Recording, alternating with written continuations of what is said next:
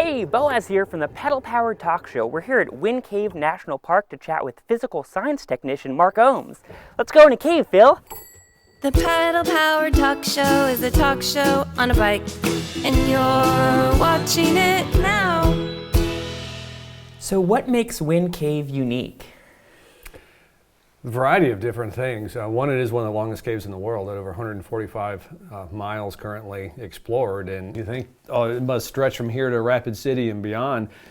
But that 145 miles is actually contained within 1 square mile. It's kind of like a big bowl of spaghetti, basically, that you're going around in. So it's extremely mazy, very complex cave. So how much of this cave have you explored personally?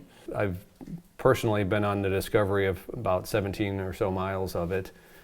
I've seen a lot more. I've done over 500 and some trips, in the cave. And so it gets pretty tight, I imagine, in some parts of it. So you're like, Yes. crawling on your hands and knees. Oh, yes.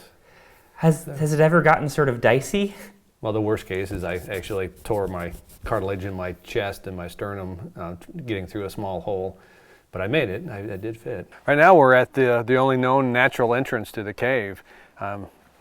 You would never guess that there's hundreds of miles potentially of cave beyond that. You can hear that wind. Yeah, and today it is blowing strong enough you can hear it. I feel like I should put my lav mic right up to it.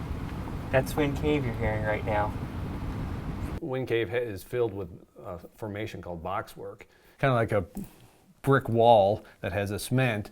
The bricks are softer, so they get eroded away, and you're left with the concrete in the middle, and that's kind of what happened here. It's in very few caves across the world, but in Wind Cave it is literally everywhere.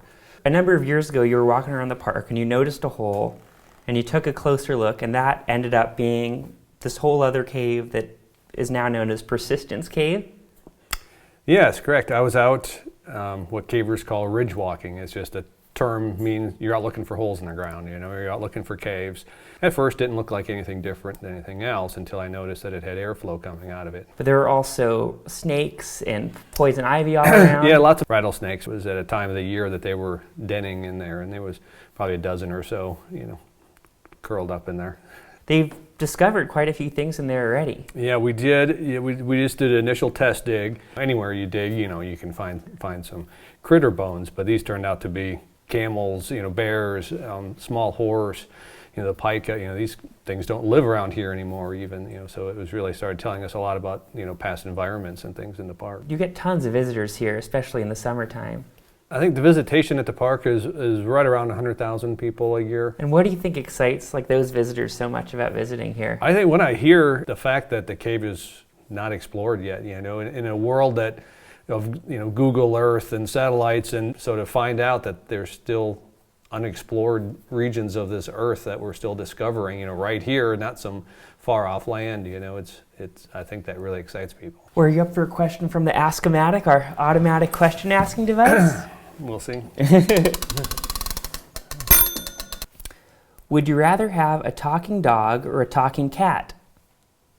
Dog, by far. Yeah. I'm not a cat person, and I'll leave it at that. Yes. Awesome. Thank you so much, Marc. It was great talking with you. Yes. Now click on the bike to subscribe to our channel so you don't miss an episode. Or click on that red box to watch another episode right now.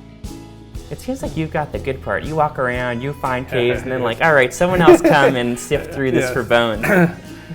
Don't tell them that. Yes, I think so as well. I do the fun parts.